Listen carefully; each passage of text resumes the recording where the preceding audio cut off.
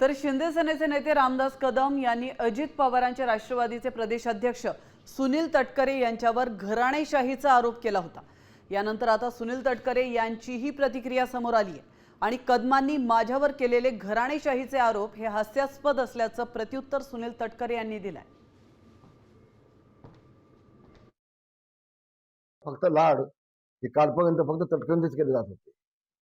आता देखील 65 मतं राष्ट्रवादीची तटकरेंची, शिवसेनेची 450 मतं असताना विधान परिषदेच्या आमदारकीची तिकीट दिली तटकरेच्या मुलालाच। नेमकी जादू काय आहे तटकरेकडे तेच कळत नाही।